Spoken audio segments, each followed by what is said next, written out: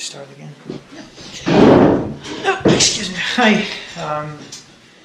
This is Yahor. This is Amos Brumble, and today we're going to talk about bikes again. So, Amos, what exactly we're going to mention in our conversation? Today we're going to be looking at bike shops and how they're going to transition into the future.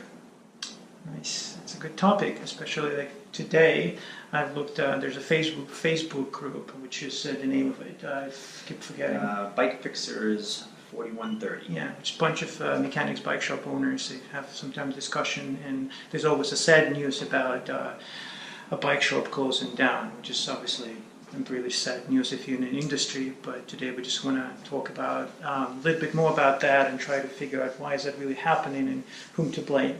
I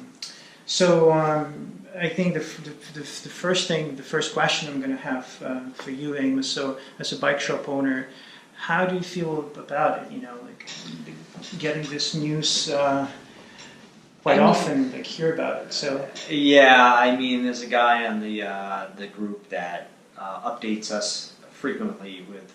His name is Daniel Duckworth, and he updates our group frequently with shop closings, both here in the United States and some other places around the world.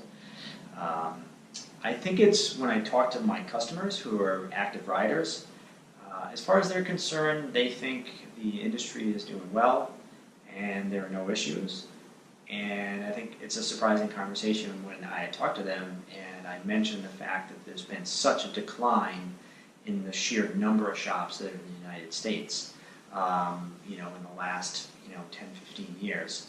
And that decline is not bottomed out. And I think a lot of people are really surprised. And locally, we just had a shop that closed last week. And so that's going to be another area that is not going to be served by a traditional bike shop with bikes on the floor and a service department and things like that. So it sounds like more the bike shop are closing, and when it doesn't really supply the customers, which means that there's another ways of doing things, basically buying bikes and everything else, which just hasn't been really support. It doesn't really come as a surprise because we've all been part of the digitalized industries, and one of the good examples is that Amazon versus the traditional store, and if you can see. Just like a late financial statement of Amazon, how well they're doing in terms of sales and profit, and then any other traditional form of selling like JC Penney, and just compared to profits, it's just unbelievable, just up and down. So I think that one of the things I wanted to talk today more in details about how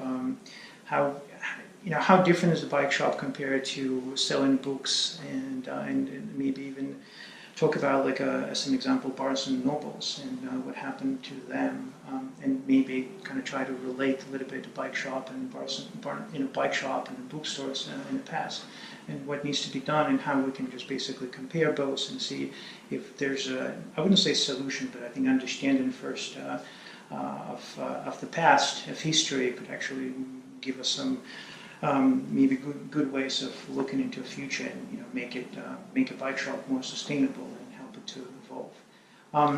So what's your approach? I think we talk a little bit about it, and then can we compare books to bikes? I mean, I think it's a fair comparison. Both groups are, the people that go to them are really enthusiastic about going there. I mean, like they look forward to going to the shop or going to read, and it's a part of their lives.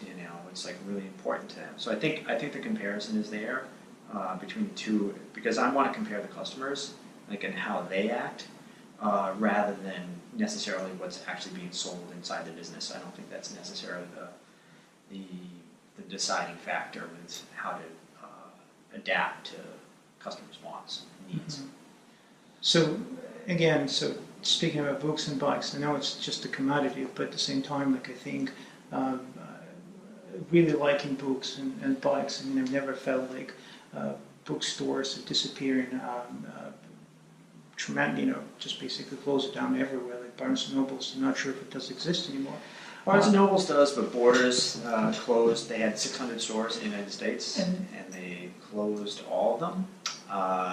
And here, like in my town, we have had a number of bookstores in town over the years. Like when I was a kid, we probably had, 3, like what I would consider to be traditional bookstores. And right now we have 1, and we had 1 for a while. That one closed, and a new one has taken its place. Yeah.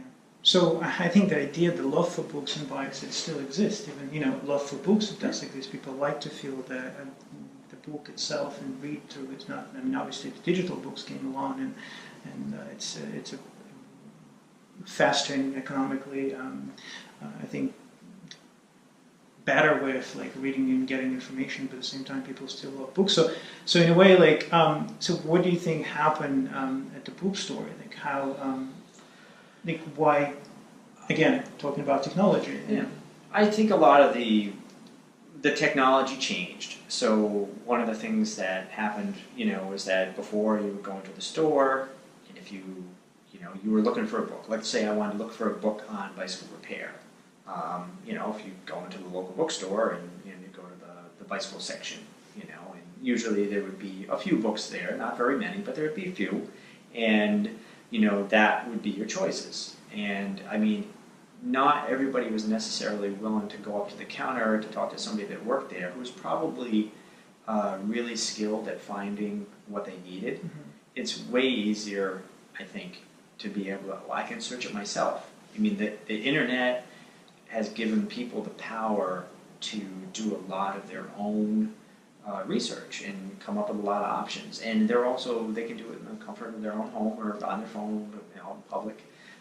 So they don't have to maybe go through that kind of awkward situation of having to talk to an employee that works for a business.